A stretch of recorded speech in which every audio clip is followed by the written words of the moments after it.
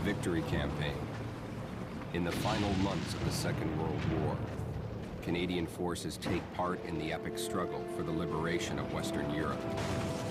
Under the most treacherous and uncompromising conditions, the pursuit and final defeat of Nazi tyranny comes at a high price, as Germany fights to the bitter end. Everywhere, men are pushed to their limits. The thrill of impending victory is increasingly replaced with the horror of a world at war. For those who survive, their experiences and impressions are still fresh in their memories. This is the story of the final campaign in Europe, told through the eyes of the men who fight for bloody victory.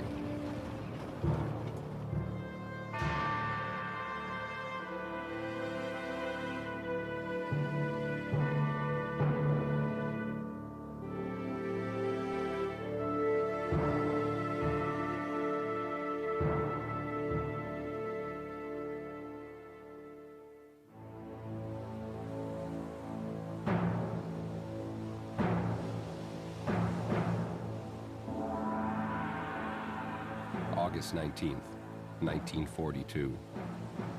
The deadliest day for the Canadian Army in the Second World War. In a disastrous early morning raid, over 4,000 Canadians from Canada's 2nd Division are killed, wounded, or captured at the French port of Dieppe.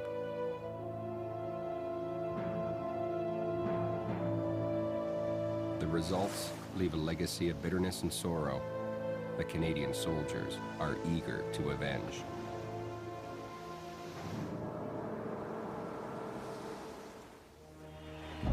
Just over 2 years later, on September 3rd, 1944, the fortunes of war change, and the 2nd Canadian Division returns to Dieppe, this time to parade triumphantly and emotionally through the streets of the port city, including Lieutenant Joe Nixon from Canada's Black Watch.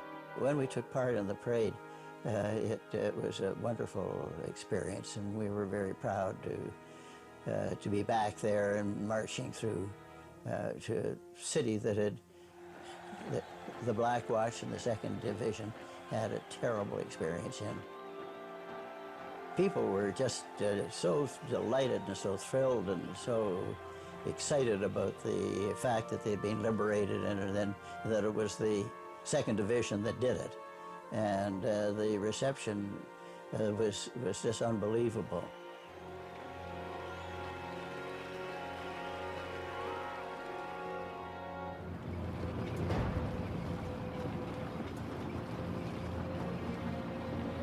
With the German collapse in Normandy, the pursuit phase of the Victory Campaign begins. At breakneck speed, Canadian forces chase the retreating German army up the Channel coast of France, along the long left flank of the Allied advance. A pursuit is a particular type of army maneuver where you have to keep the enemy on the move in retreating, and you, if you don't keep pushing, they have time to dig in and set up a strong defense. It's exhausting physically and kind of exhausting mentally, but the hazards are far less, although we had, over the time, a number of casualties, even in the pursuit. As the Allies move farther away from Normandy, another deep-water port is needed to supply the advancing war machine. The Canadian Army is divided, sent racing up the Channel coast to capture one of the German-held port cities.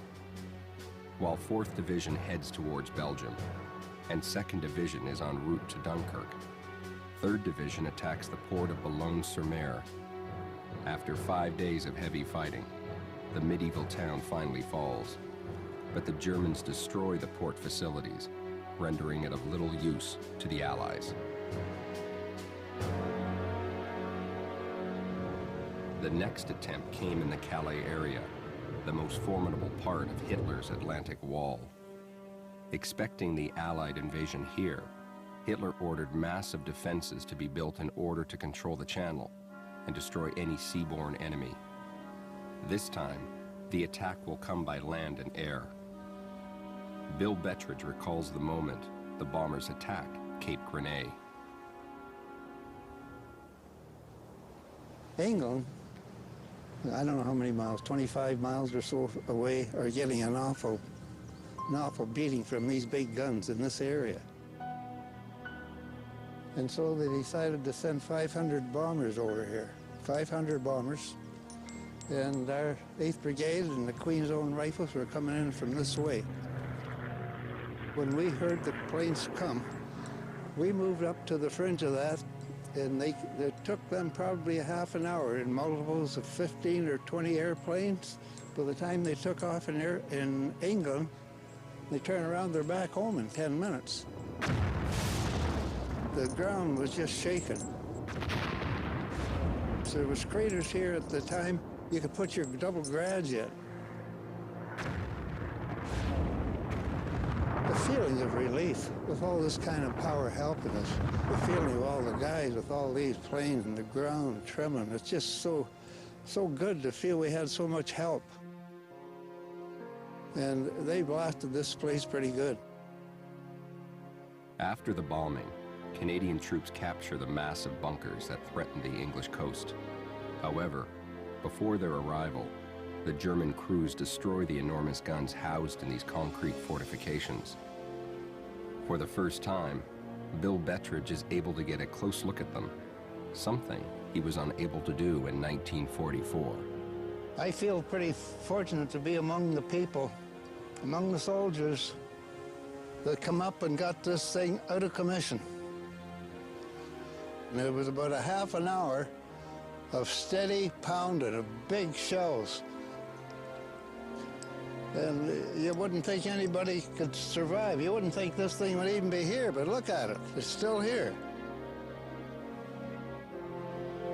And 4 or 5 feet of concrete on the top and the sides, you could bounce one off and it wouldn't hurt it. All along the Channel coast, these giant fortifications are captured by advancing Canadian troops. But the port facilities, like those in Calais, are destroyed by retreating Germans.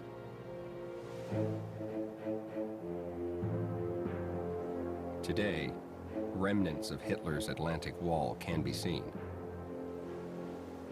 left as a lasting reminder of the power and brutality of the Nazi regime, and monuments to the costly and bloody liberation of Northwest Europe.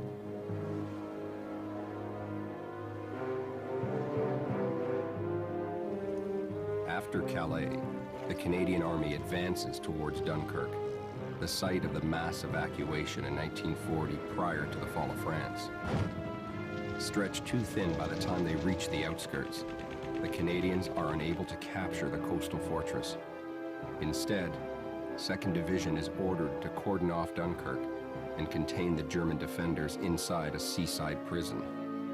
On September 12th, the tiny village of Spycker is attacked by the Black Watch as part of the plan to reduce the Dunkirk garrison. Lieutenant Joe Nixon recalls the story of a simple operation that goes very wrong. My first experience with the Germans, I think, was when we got to area of Spycker, into that area. Our attack was, I think, very successful in that we got in there without too much difficulty.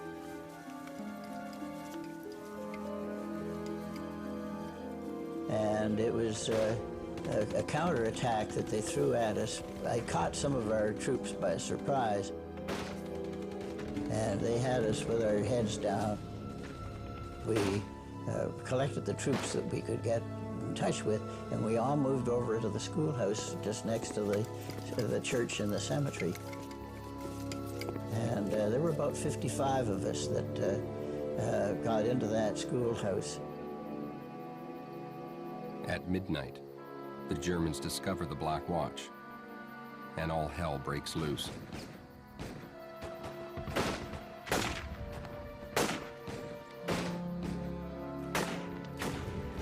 I I took over the job of running